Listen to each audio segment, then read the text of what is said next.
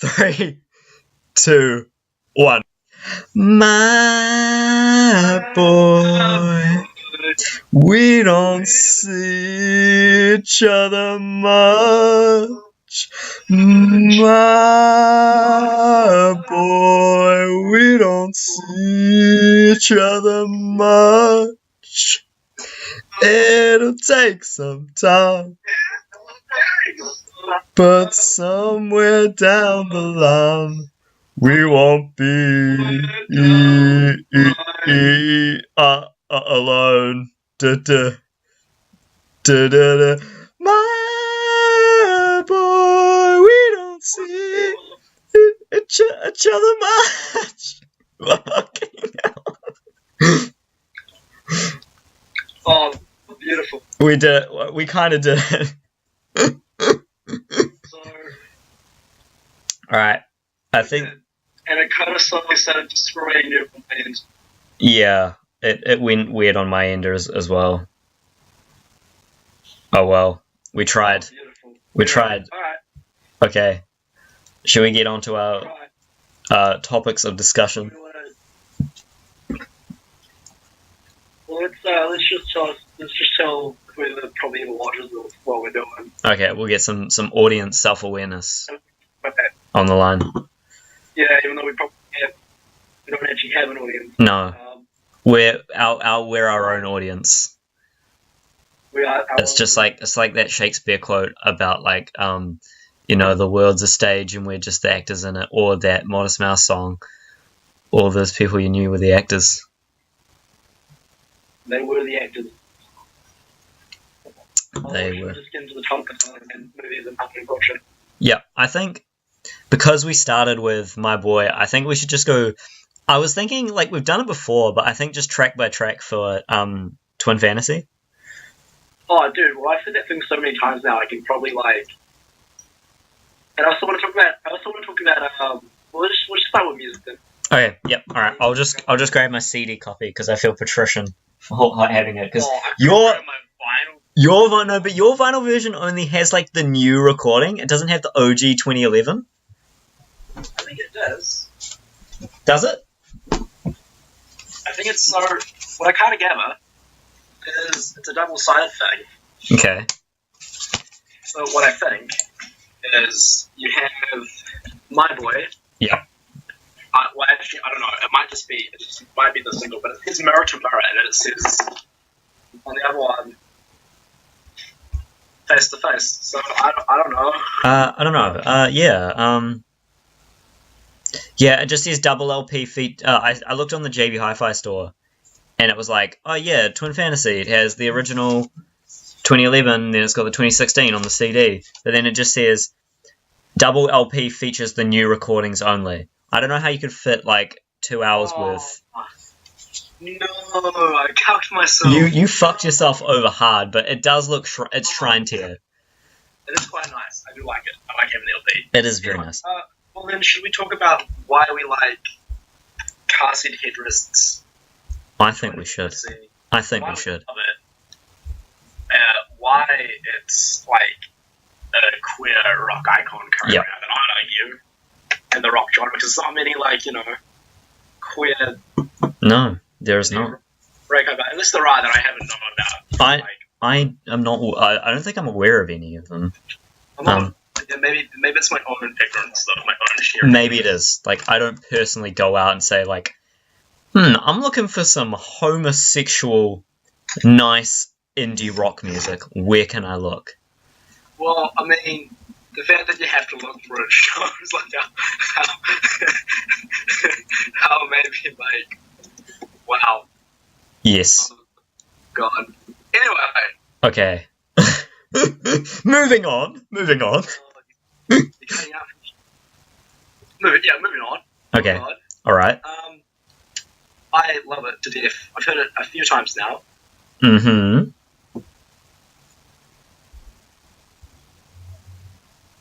It's beautiful. It is very much beautiful. It is beautiful. I do agree. I have heard it. If I trace my Last FM statistics, I have heard it I've heard Car Seat Headrest 20 times this. 20 songs this week apparently. So I've heard. Let's have a look. Twin Fantasy 177 times, but like tracks synced, or scrobbled or whatever. And I think you know the number one track, the most listened. Is it Beach Life and Death? It's close in the track listing. Oh, is it Sober to Death? Yeah, that's the one. That's the one. Damn. Like shit. Sober to Death, it like hits like a ton of bricks. And then when it gets to the sing-along part, you just, Take your hands off and I can hold on to, etc., etc. Etc., etc. Yeah, no, I don't know. I think, let's go for individual tracks. I think we should. Talk about like the tracks that stand out the most to us and why they're significant enough. Okay. Alright. And why we think they. Okay. Because that seems good enough. No, that is a good idea. I think it definitely shows the tracks that are just the greater ones. The whole album's great as a whole. There's specific highlights within the album itself that show how great it is. Oh yeah, there's a few highlights. There's a lot of highlights. Like what would you say though? Like if you were a guy to like a new listener, why? Oh, okay. Well, I think I have one question, and that's really directed towards everyone who wants to listen to this album. And I think my one question is, do you have something against dogs? Do you have something against dogs? No.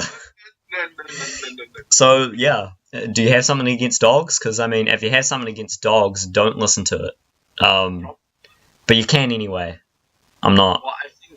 Well, I think what I quite like about it, if I'm going to be like a little more, I think what generally makes it stand out, I think, in a scene like indie rock is that it does a really good playing with,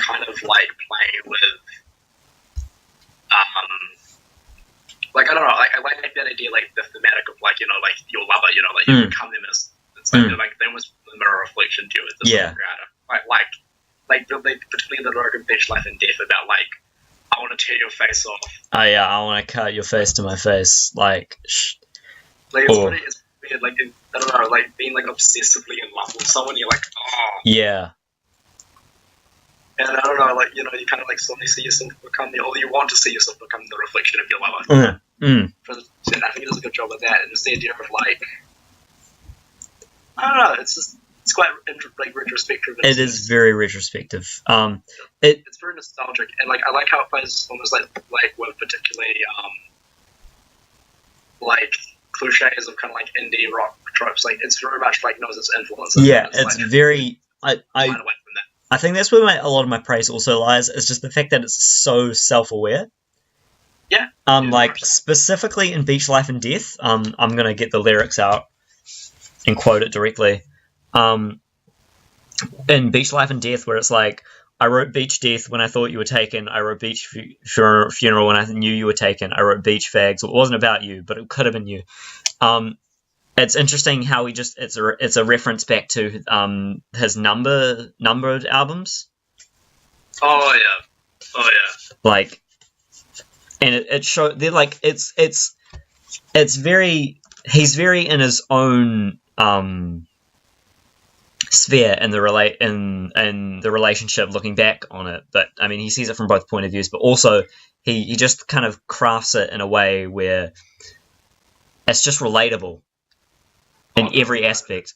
I saw there's this Facebook page, I can't remember what it's called.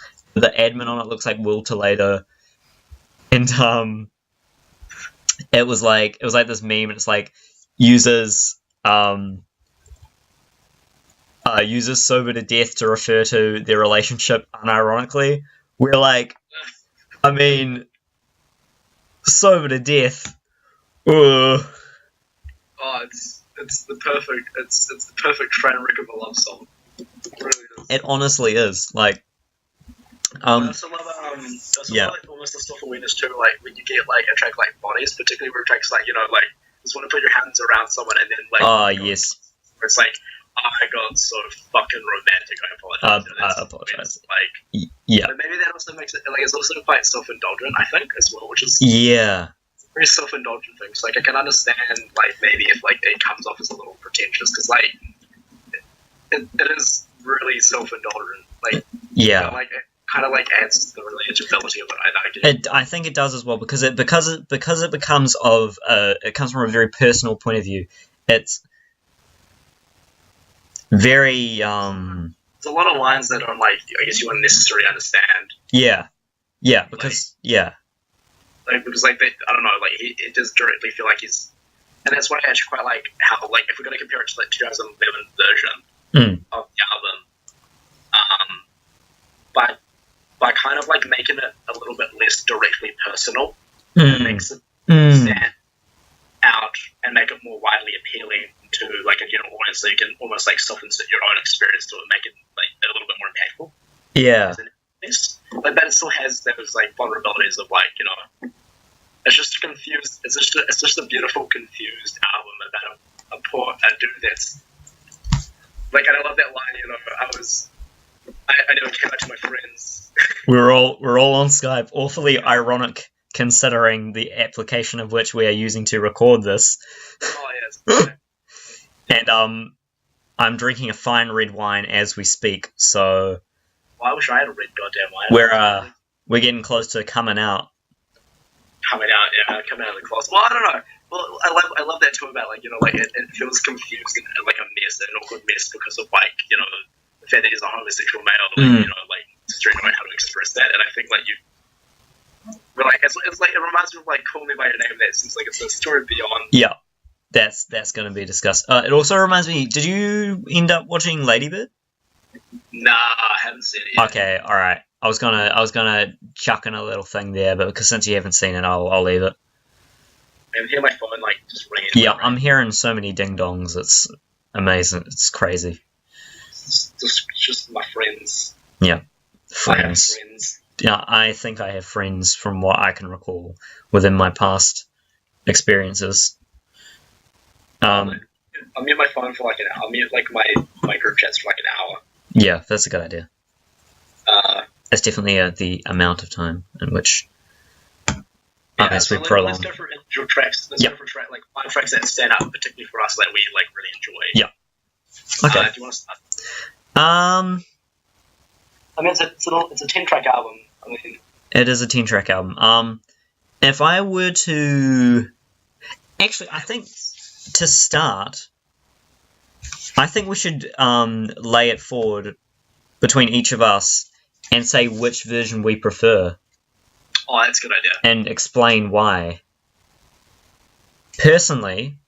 Which version of the album we prefer? Yeah. Like, the tracks. Just which version of the album we prefer. I think maybe which version, but also there's specific tracks I really like the original to. I don't know if you feel the same way. Okay, so if I get into that... It's like more so on the original than I do on the remake, and then there's only one track really on the remake that I don't really enjoy as much as the original. Oh, okay. Yeah, but you go first. Yeah, so I do very much like the face-to-face version. It's objectively clean and polished and complete, whereas some tracks you need the raw energy to. I think we both came to an agreement on this anyway. But, I mean, Sober to Death, I think it very much warrants the lo-fi sound, because it further expresses the aggressiveness and just generally being upset of not being able to convey or say anything that's comforting in any way, and it just makes it really... It's just pure, raw emotion. you know, well, I guess like I was trying to say like that. Also, like I think like the lo-fi version of like that song particularly in terms of like the original recording, I think it works better as like a raw like love song on that regard though. Like, it also shows like the aggression and the intensity of the relationship and how like fucking messy it is. Yeah, absolutely. Yeah, no. But other tracks that I prefer the original to, I think the only other one is I actually really like Cute Thing. Specifically because of in the original version, the line about Stanley Kubrick catching couples' eyes wide shut. Oh yeah. And then he changes it to Justin Bieber, and I'm like, my guy, come on. Does he change it to Justin Bieber? He says something Justin Bieber. I don't know the lyrics to it. Let me pull it out. I'm pulling it up as well because I actually don't know. I just hear him say Justin Bieber at the end.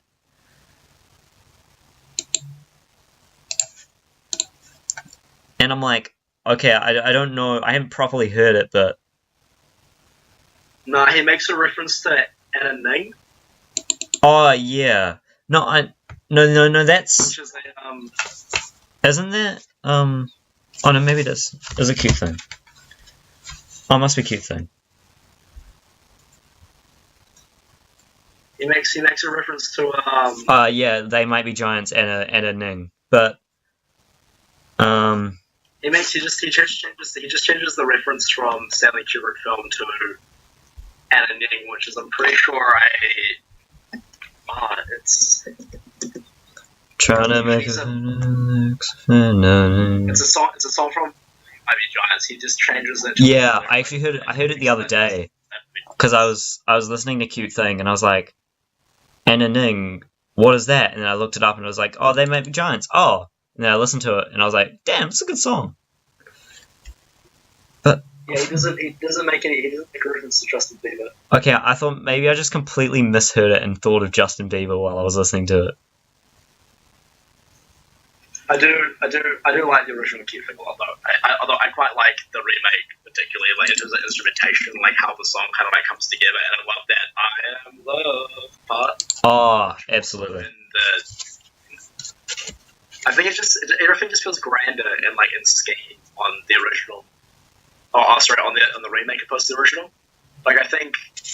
Like, we might want to like also like not spend too much time talking about this one album particularly because like we've already done 21 minutes. Have we seriously? Because I was just looking at it and it said 10. Oh shit, we have gone on to 20 minutes. Jesus Christ, we could speak so long about this album. Well, it's because it's great, and we've heard it. Like I've heard it so many times now. Every time I just want to listen to it. No, same. I think like because like we like fucking we probably want to. Publication of a great pieces of art. Yes, we have a lot we can discuss. I just want to talk about, I guess, like in terms of like the original or the remake. I prefer the remake much more so in context with knowing that there is the original re-recording of it and where that comes. And I like how it changes the whole like image of them like of the two like people, the two little cat people hugging. It's cute. Actually, dog people. Thank you very much. The dog people. Thank you very much. Dog people, thank you very much. They're actually doggos? Yeah. Fucking furry? God, get off my board. Okay, no, I'm sorry. Just, yeah. Will needs to get off the board. He needs to stop shilling his music. He does need to stop shilling his music. I remember his Twin Fantasy shills. Yeah. Every day. Every share thread. Every fucking day.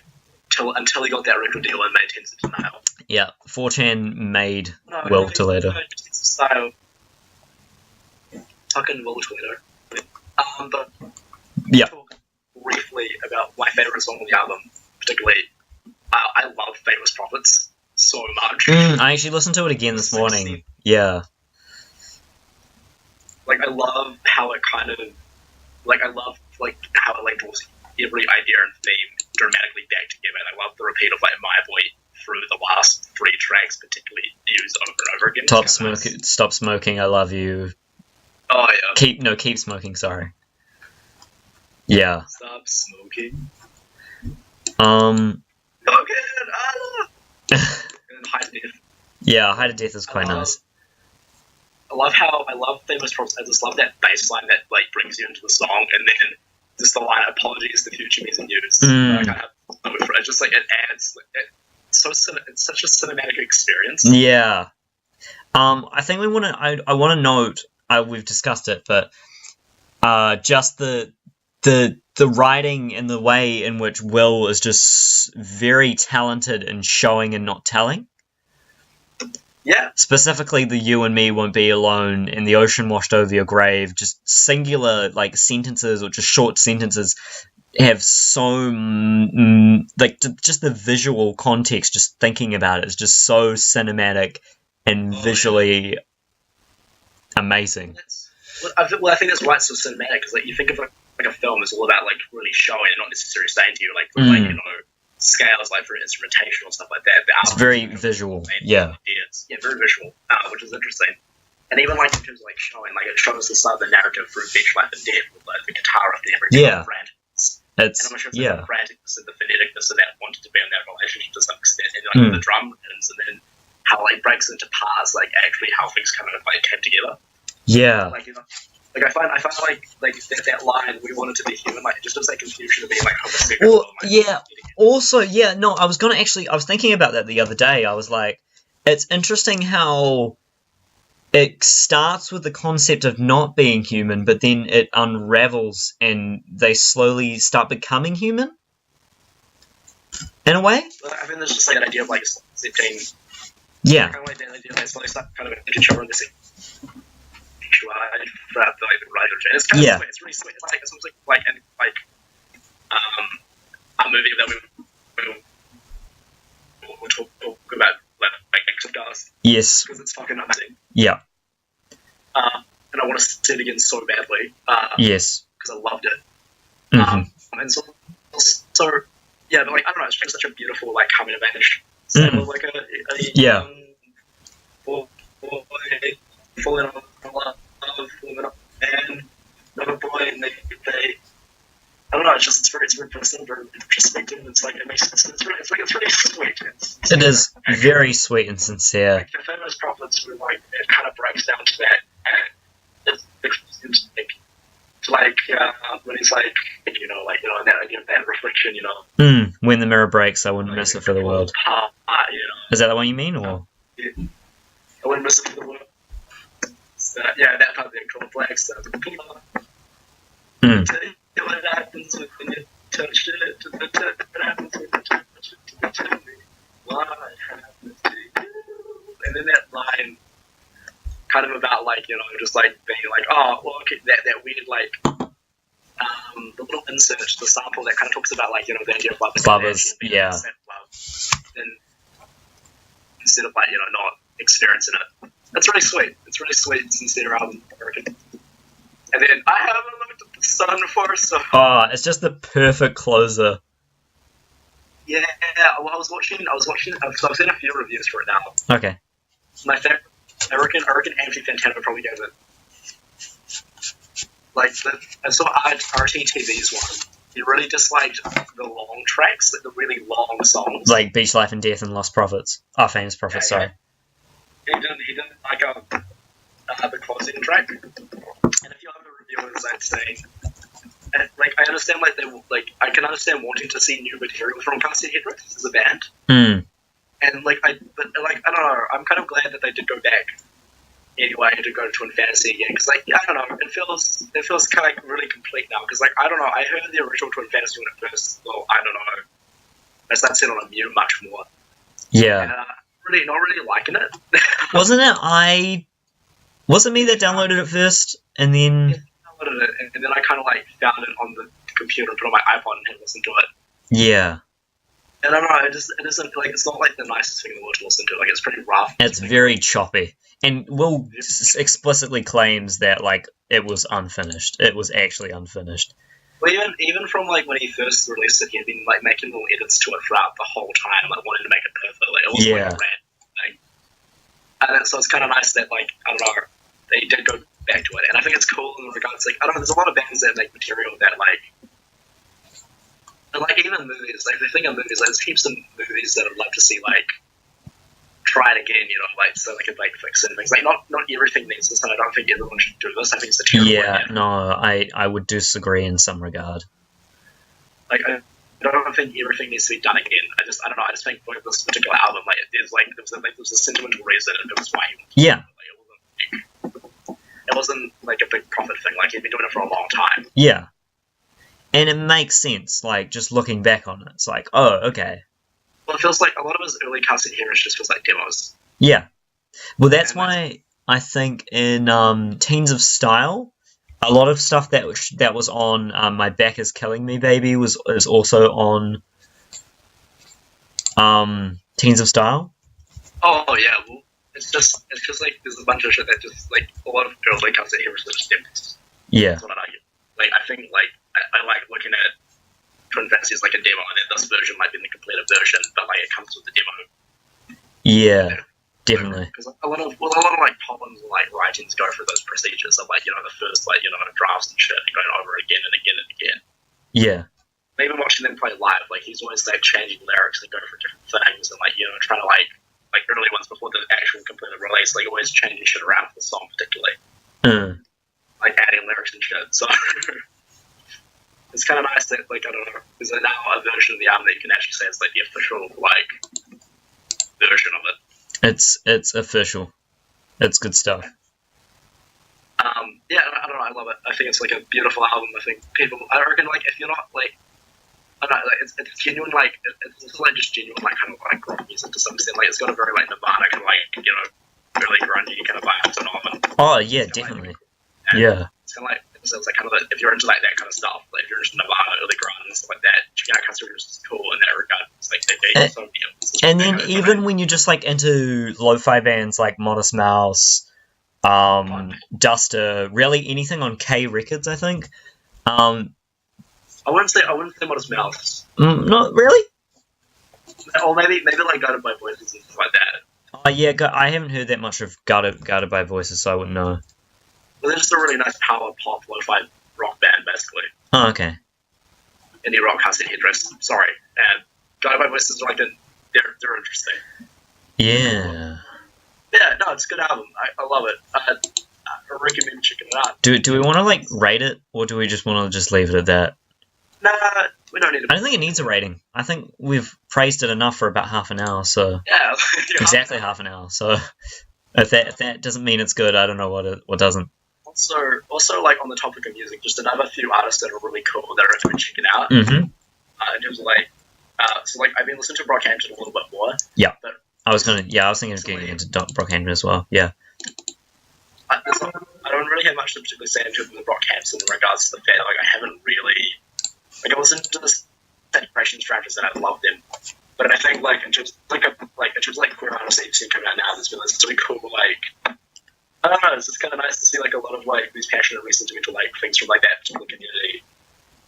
I feel bad saying like being a heterosexual white male dude. Well, like, I mean, nice. I can't blame you, and I can't blame myself.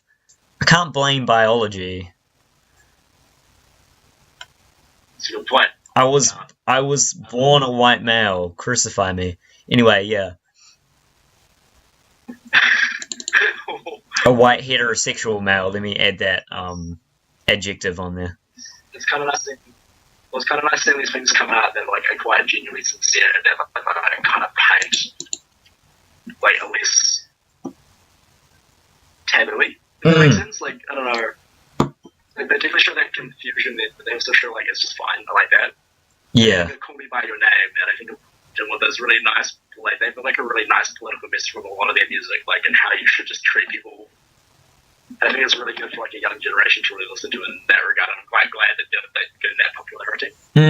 No, definitely. It's really nice. They're really nice messages, and they're just really nice guys. Just going against that, like the brands and those social pressures, and like I think like that are occurring right now, like something like that might be more necessary. It's like a really good way of doing it for music, for like relatability. No, absolutely. Because like it comes with some things that most people can understand, like the social pressures and anxieties of being young. Yeah. But I recommend checking out, like, really checking out Kevin Abstract's album before he was in, like... Oh, yeah. Yeah, see, I wanted to dig into Kevin Abstract before he was of Brockhampton fame. Well, I hear his stuff's pretty good.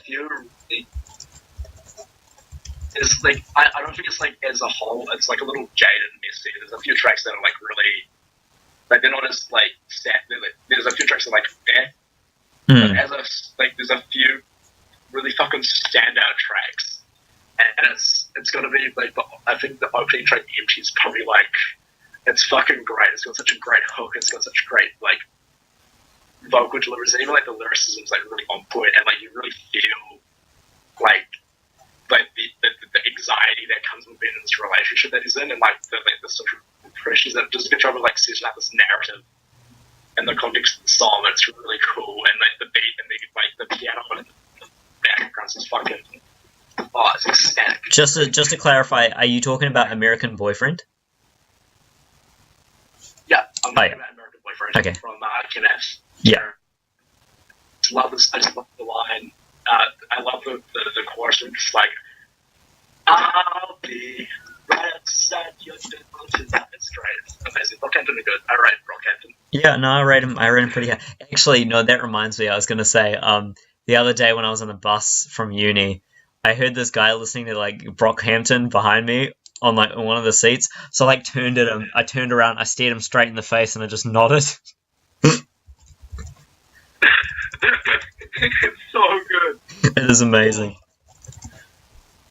Oh, He knew I fucked with Brockhampton. He just knew. I hate the way I think. I hate the way I feel. I had to think. Dude, Brockhampton is such a great band. They really are. Also, like, have you heard this? You know, Marlon. Is it Marlon, the guy that always comes in like, "Yo, you call?" Yeah. Yeah. Like, so, have you heard his solo stuff? No, I haven't. It's really good. It's really like, it's not like, it's very well put together, really well produced, like R&B, hip hop, and it's really nice. It's really beautiful melodies, a lot of harmonies, good hooks, good verses, good rhyme. Recommend checking it out. He's more than just a screamy voice going, "Don't call me stupid." Yeah. It sounds like it. Much more. It's great stuff. Very, very good. But, right, should we move on? Yes. Do we want to transition from music to films?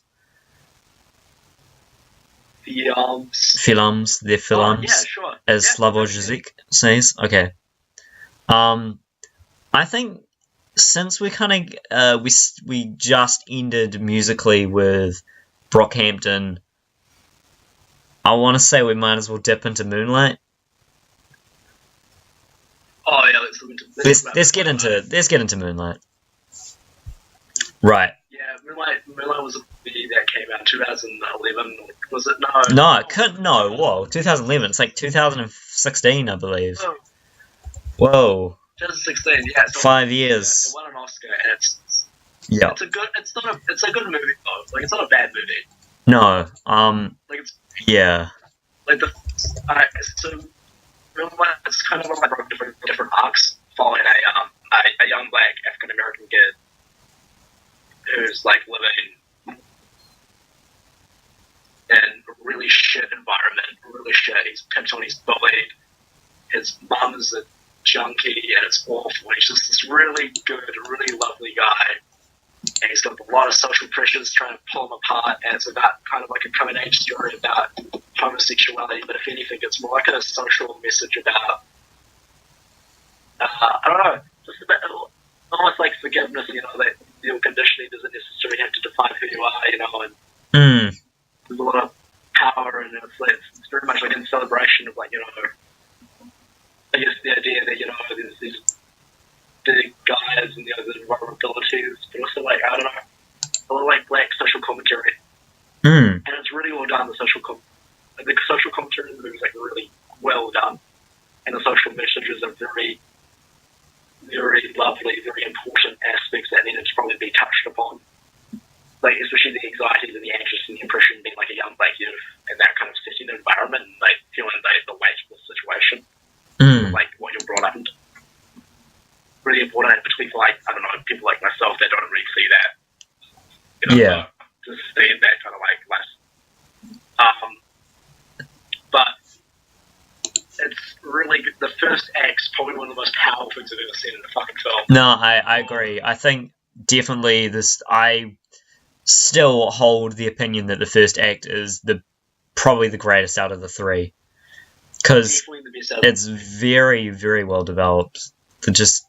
Like, the second act's got some really amazing moments. It's just that it just doesn't do one thing that makes the third act in the movie kind of fall apart a little bit.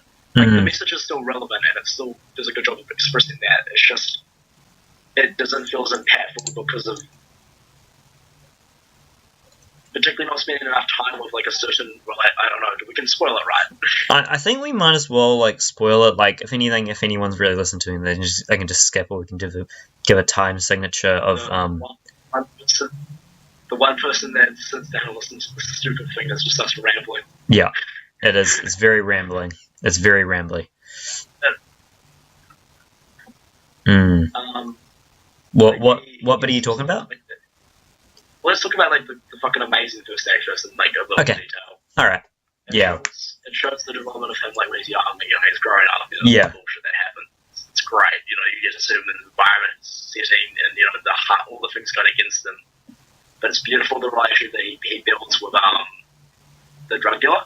Yeah, I agree. So lovely, and it's heartbreaking when you get to the end of it when you realise that this drug dealer's been selling crack to his mum that's kind of like institutionalized him in this terrible bit of poverty and all the shit.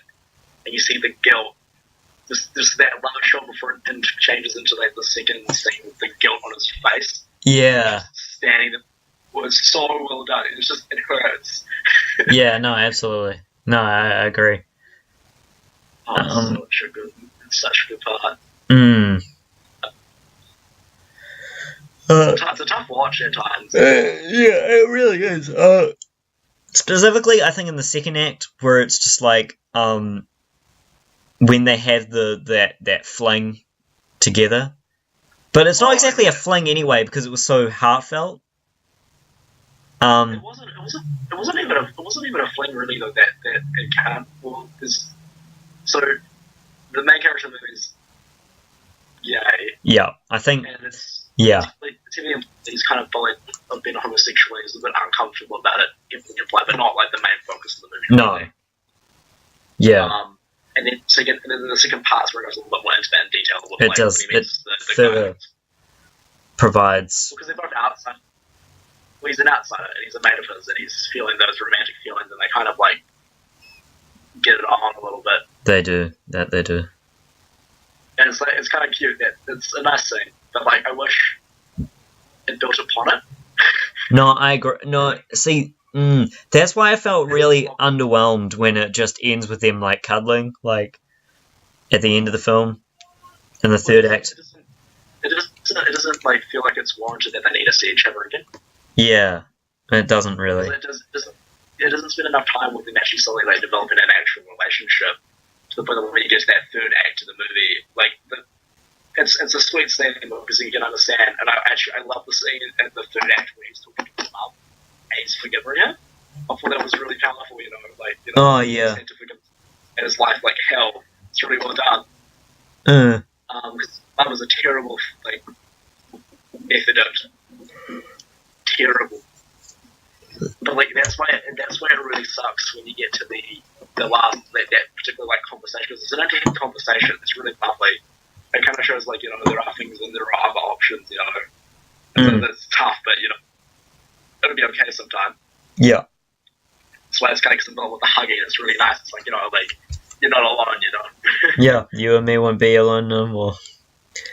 No more, but it doesn't pay off in regards to the fact that they didn't build. And I think if they just spent a little extra 10 to 20 minutes actually building upon the actual love they shared in high school and why that was such an important coming out for him. Yeah, I agree. It definitely needed more just so that it could be Just to make it more, well, it just needed development. I think that's just the main thing. Yeah, you just need development. Like, it's a great movie, although like. And like, there's definitely the confrontation throughout the movie that there are two gay men, and there's that really weird like anxiety of it, like, you know. And it's like it's totally warranted. It's just like it doesn't build up. It doesn't do a good. I don't think it does like a good job of like really building that tension. Like, I don't know. You've seen Brokeback Mountain, so maybe I don't know. Does that build upon it just a little bit better? I think it absolutely does. Like, just because.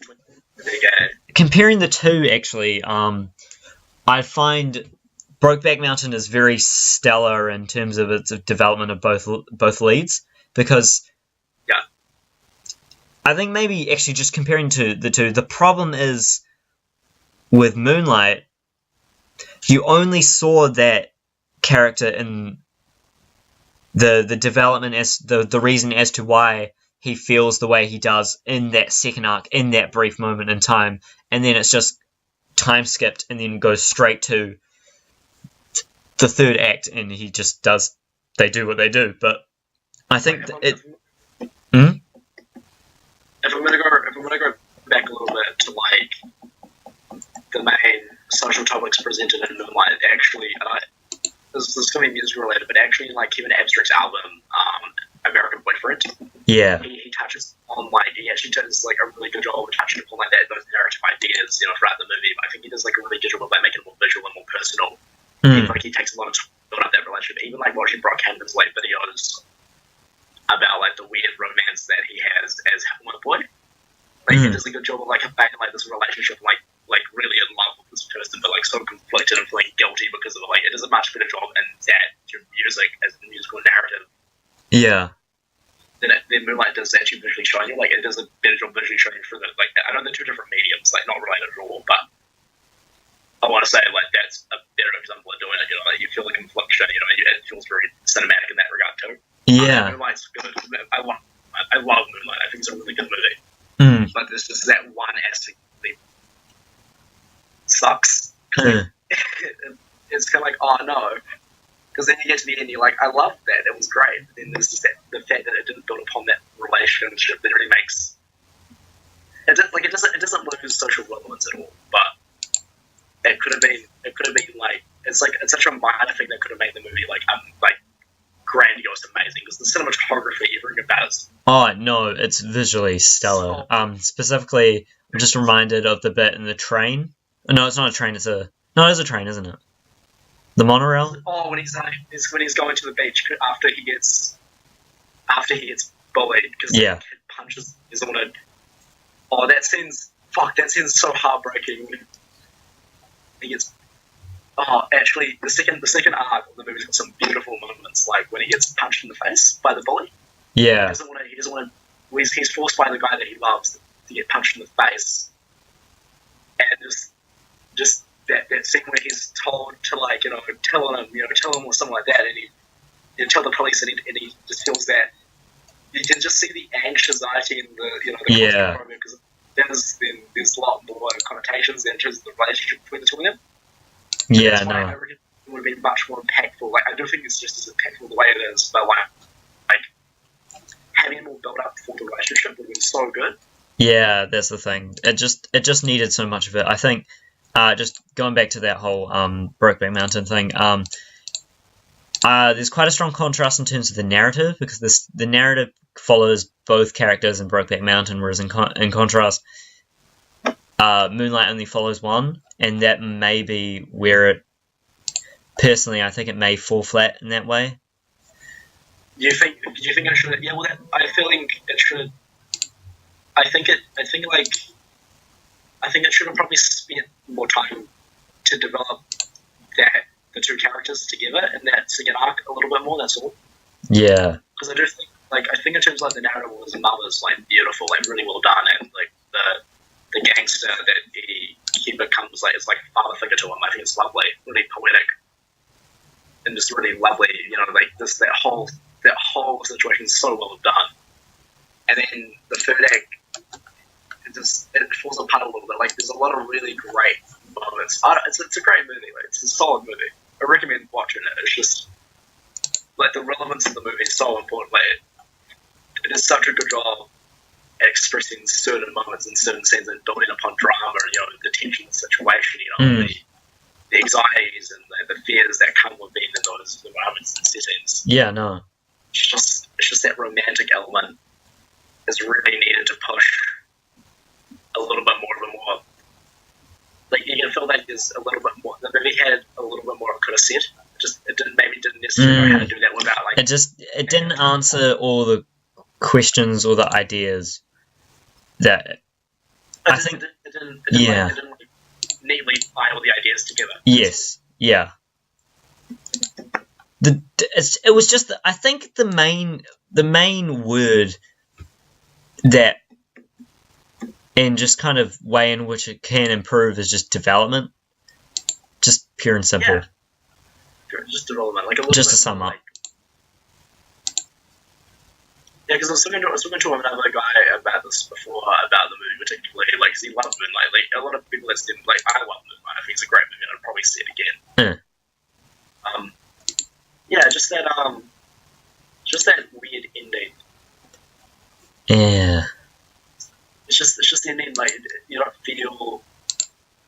I don't know. It's such a it's such a minor thing that actually would change so much context almost. It really would. More rapid. No, I agree. Everyone should see Moonlight though. Everyone should just go and see Moonlight anyway. Yeah, no, they definitely should see it. No, yeah, I agree. It's a great film. But do we want to move on now to the movie? Yep. Yes. I've been wanting to talk about it for a very long time. How do we talk about the beauty that's? And I want to talk about Chris Suckman's review on it too, and how it's garbage. Okay, I haven't seen his review, so I wouldn't know. But you can kind of fill in the gaps there. All right. Just to clarify, we are talking about the old C, aren't we? The C Y. Wait, C M B Y N. Yes, that's the one. This is the one. How do we introduce this? Okay. I think I know how to do it.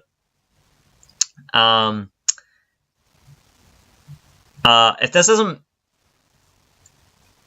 doesn't show how powerful emotionally the film is, I don't know what it is, because oh sorry, I just yeah, I found I got a Tinder Go message, and that's why I kind of missed a little bit of that. It's okay. It's okay. Well, you'll know, you'll see, you'll find.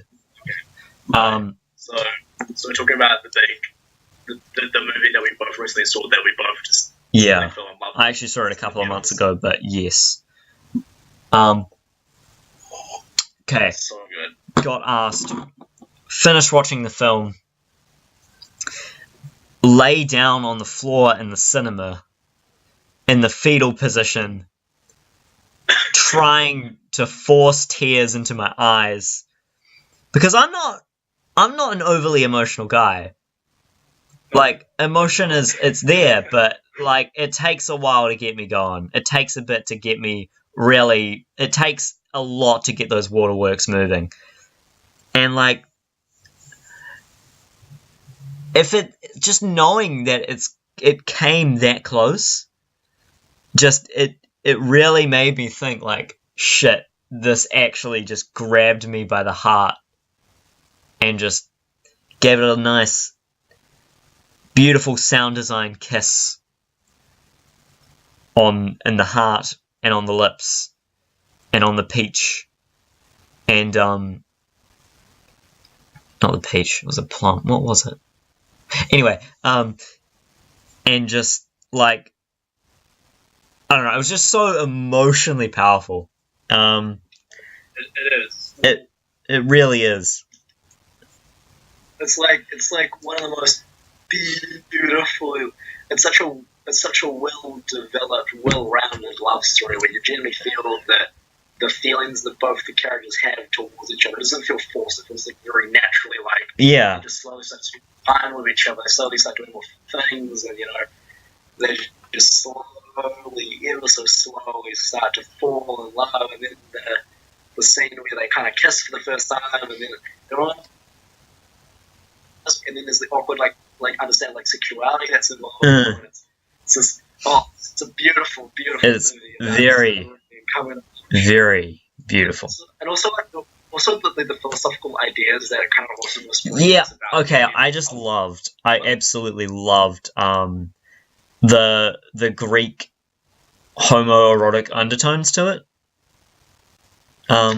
See, I haven't read Homer, so I can't express my understanding. But all I know is a few ideas that it kind of talks about in terms of feeling genuine love that it doesn't need to end in the movie. Sorry, should we explain what we're talking about? I think we should actually just leave a title there. We're talking about Call Me by Your Name, directed by what's this? Hold on. We never actually Moonlight as either, or we'll do that. Okay. Call Me by Your Name, directed by Luca Guadagnino. I butchered the shit out of that. Also, when we're talking about Moonlight, we're talking about that's directed by Barry Jenkins. Yeah, that's the one. It stars Cottonmouth from Luke Cage. If you've seen Luke Cage, it's fucking great. You should go watch Luke Cage. I haven't seen Luke Cage. I can't say that. So yeah, it's great. It's one of the better Netflix Marvel shows. And his name's Mahershala Ali. He's a great actor. He's amazing. You should definitely see Moonlight. Anyway, call me by your motherfucking name. Call me by your motherfucking name. Jesus, just the title speaks so much when you've seen the film. Yeah. So, Call Me by Your Name. I mean, do we want to? Well, we might. Yeah, we're gonna have to. Probably. We're gonna have to get into spoilers. Maybe we should just. Oh yeah. A brief description about what the fuck we're on. Yeah. Oh, true. We need that. Last year. Yeah, I'm learning how to do podcasts just by doing this because, to be fair, no one's gonna see this probably, but no. At least reference point. Well, it's a good combo anyway. Oh yeah, Call Me by Your Name is directed by that boy that wasn't pronounced before. Yeah. He's from Italy. He's a Mediterranean director, eh? He is. Let's take a look. See on the old Wikipedia. He's Italian. He's Italian. It's based in Italy. Italiano. Weird suburb. Yeah. It also takes place in Greece, isn't it? Okay. So then. Frame. Apparently, principal. Yeah, it was in Italy. Shot in Italy. Yeah. Yes. But yeah, Call Me by Your Name is a romance film. It came out last year. It didn't win an Oscar. Or did it win an Oscar? It got nominated. It got nominated. If I might just check the accolades. It won. Best adapted screenplay. There we go. Top 10 films of the year.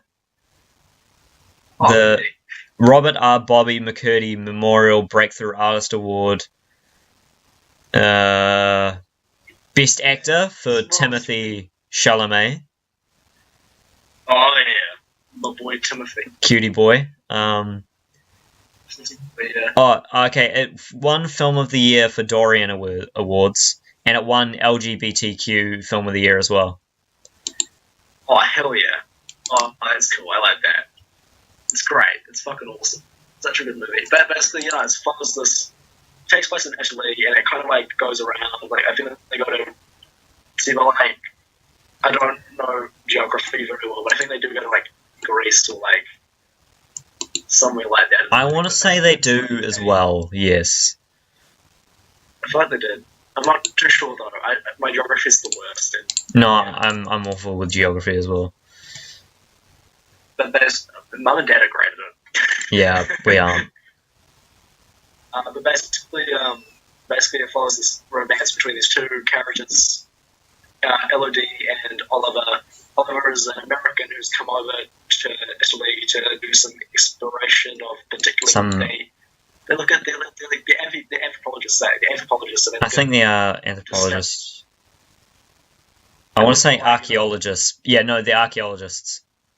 Archaeologists, anthropologists, that's the study of stuff, people, I think. It's very similar to like sociology to some extent. Yeah. Wait, let me check.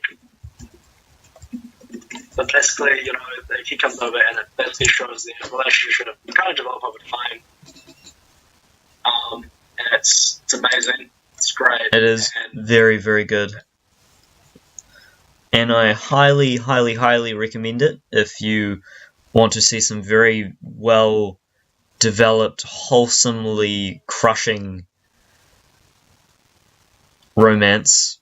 See, I think what makes Call Me by Your Name stand out, apart from like Moonlight, or anything, like I'm going to talk about. It's just a really beautiful romance movie. It's really like I think of like the greatest romance movies of all time. Think of that, and just exemplified, very realistic, very grounded, with some gorgeous cinematography, and particularly Italy, you know, that setting and that environment, you know. It's a very fluent, very, very, very slow. It's a very slow movie, but like it's always like kind of heightened by the emotions of the actors and how they convey them and how they engage with one another and how it's such a fluent. There's a lot of chemistry between the two leads and also all the other actors in the movie. Like they're all very, very well done. Yeah. Performances. No, I agree. Has Arnie had his performance ever? Armie Hammer. Oh my god! I felt myself falling for the man every time he was on screen. Like just his delivery, his body language, the attraction between Elio and him. Absolutely beautiful. I think we're gonna have to discuss. Oh, sorry. I'll hear you out on that. There's just so much to talk about, and it's a shame we didn't like write up like any like. Yeah, notes. I was thinking of writing notes beforehand, but I just jumped straight into it. I was like, there could be way for reasonable discussion. I'm just gonna improvise the shit out of this. Improvisation is what we do best, though. I do agree. We come out with some good shit when we improvise. Oh yeah. But just sorry, you were going to go into something. Yes, I think we can't have a discussion about Call Me by Your Name without that booming Sufjan Stevens soundtrack. Oh yeah, the Sufjan Stevens soundtrack.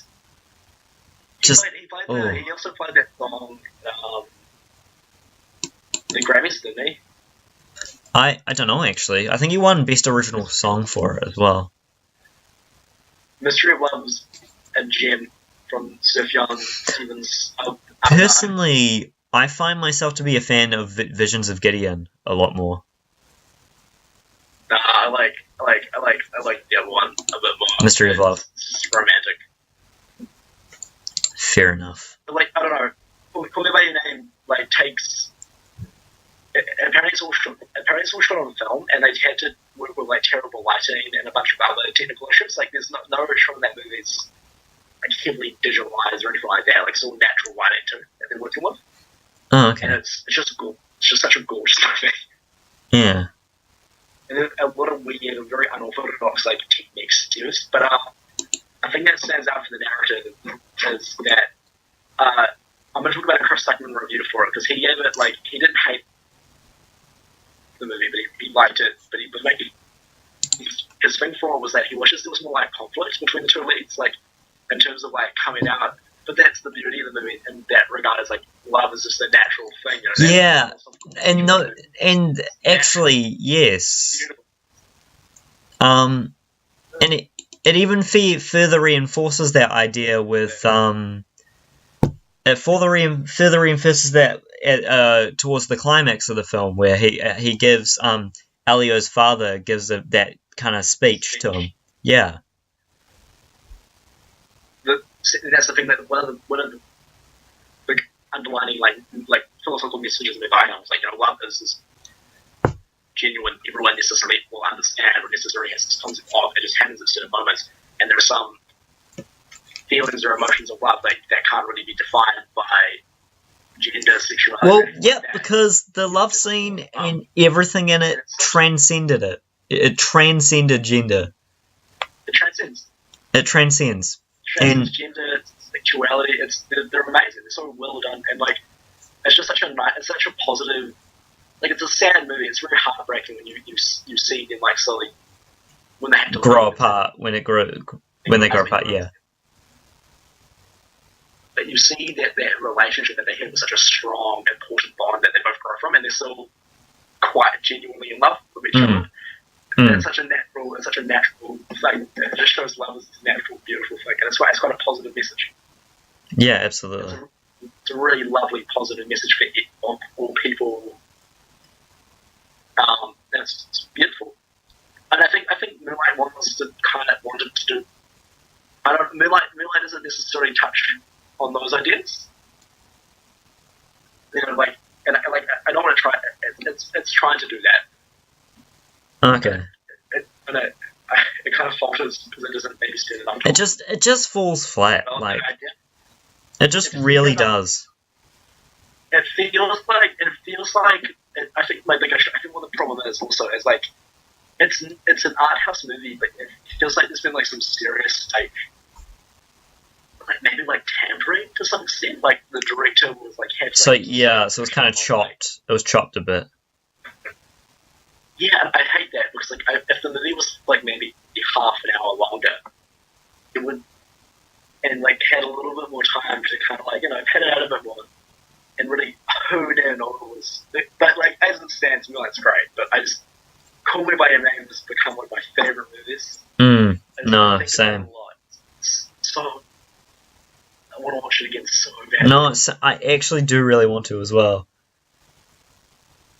And even like the piano in the background, like the actual soundtrack that isn't like the songs that it uses are just really I used to to highlight certain emotions to draw more emphasis on like the scenes and the setting, and it does a good job of that. It's not like Baby Driver where like it has this soundtrack used to like just be a soundtrack because they're cool songs that are kind of cool songs. Well, yeah, the visual and narrative aspect they blend, and the soundtrack blend together. They kind of interweave. Yeah, like the songs that Steve Young sang. When I started hearing them, they took me out of that. Those moments actually took me out of the movie. I was like, oh, okay, I know Steve Young, Steven. Oh, okay. Yeah, no, okay, I get that. Yeah. I do think they're really cool, and like even like the weird camera, it's just like very nice and long drawn shots. But there are certain moments in the movie where like the color scheme changes, and it took me off guard. Like when that song, the Gideon song plays, and you can see like the film. It makes it feel timeless, like this is a timeless piece of like classic in the making, Yeah, no, absolutely. Like almost like, and like it's such a culturally rich movie in terms of like the setting that you feel like you are. Yeah, you feel very immersed in the era in wherein it's based. Like the scenery, the sites, the places in which they're explored. I'm sure they're touristy. From what I can assume, it's almost like they look toward like there's not even that though. Like they don't feel like touristy. They feel like very just like there's a random place. Yeah, it feels very natural. Very natural, and it's very very nice. Oh, I love. I dig it very strongly. Definitely one of the best films of last year. Easily the best. Easily. Like I think Get Out. I think Call Me by Your Name might be my favorite movie if I had seen it last year. I wish I had seen Call Me by Your Name last year. I wish I actually had the chance to see it like in that year because I saw it this year at the start. I think my favorite movie of last year was probably still Get Out. I love Get Out. I don't know on Blu-ray. Yeah, I think I still need to rewatch it. I liked it for what it was, but I didn't I didn't find myself drawn to it. I just remember the cringy Chris. Oh yeah, so Chris Stuckman's review. Yeah, because like he makes valid points, but he's very critical in the sense that like, I don't know. It's like he wants. He criticizes it for not having any drama or attention. Like it's not like a taboo.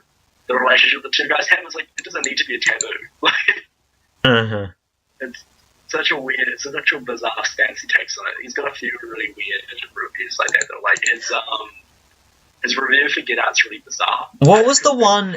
What review was it where like he was like, "Yeah, I was brought up around black people," and then there's like the picture of him, and it's just so awkward. Like, how even? It's that's the Get Out review. So is that the Get Out review? It's a great. Yeah, so he's trying to essentially express that he doesn't understand racism, and he kind of falls into the conventions of what the movie's trying to say. Yeah, that's kind of a little contradictory in a way. Hey, I'm not falling into this. Oh, yeah. You know, I love black people. Yeah. How's it going, my man? And it kind of falls into the convention. Jesus Christ. It's just so awfully shoehorned in. Like, ugh. I think that the best review for Get Out's probably... My favorite one I saw was probably... I really like Jeremy Janice's... Oh, okay. I actually really like Jeremy Janice's because he just kind of talks about he likes. It's not like Chris Stuckman's trying to be like a real critic. Jeremy's like, I'm not a critic. Oh yeah, it's really good. I like the movies. I do like the movies that I also watch. That's why I watch movies. I like the movies that I watch. Yeah, so we talked about Twin Fantasy, Brockhampton, Kevin Abstract, Call Me By Your Name, Moonlight. What were we going to talk about?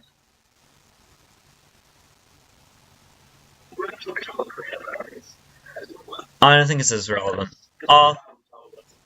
I feel like we've kind of passed it though. We can briefly talk about it, I think. Nah, I don't think so, It's already gone. It's gone.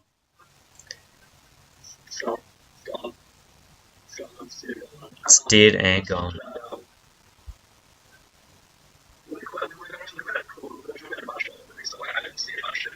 Yeah. Okay. My own private Idaho. Recommend it. Go see it. Just, I didn't realize it was based off of.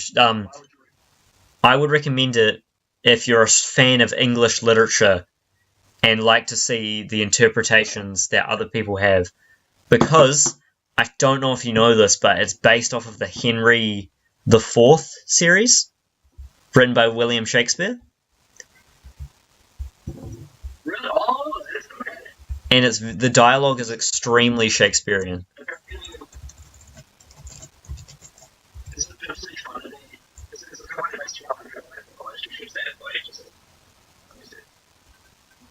not a romance movie, or is it? It's Not really. It's kind of an adventure film in a way.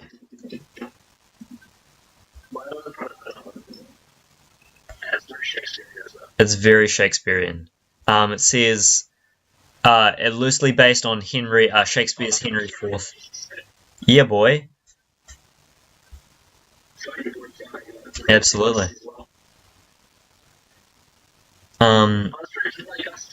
Gus Van Sant, yeah. I like Gus Van Sant.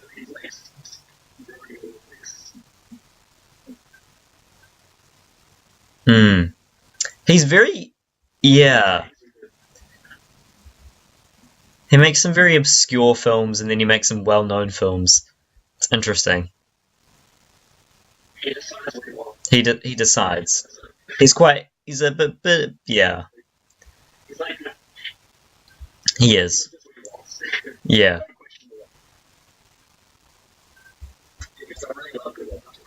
Yeah, I haven't seen it.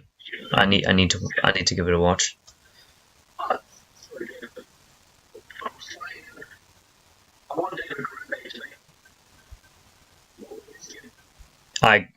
Isn't he retired now?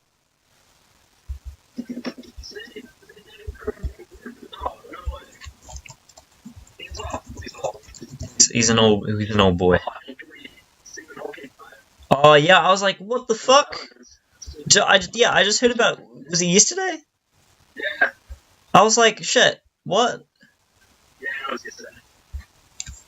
That was crazy. Yeah, he's gone. Yeah, no, it was fucking upsetting.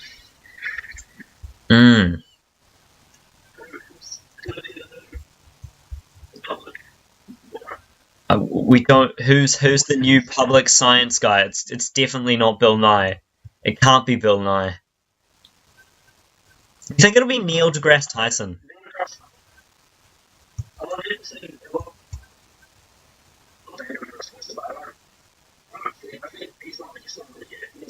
Yeah, I agree.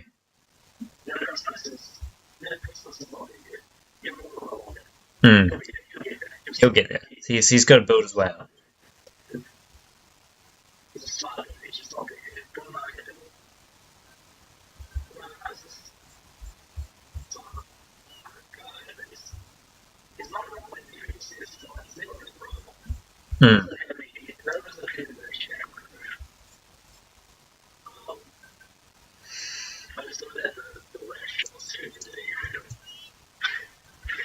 Yes.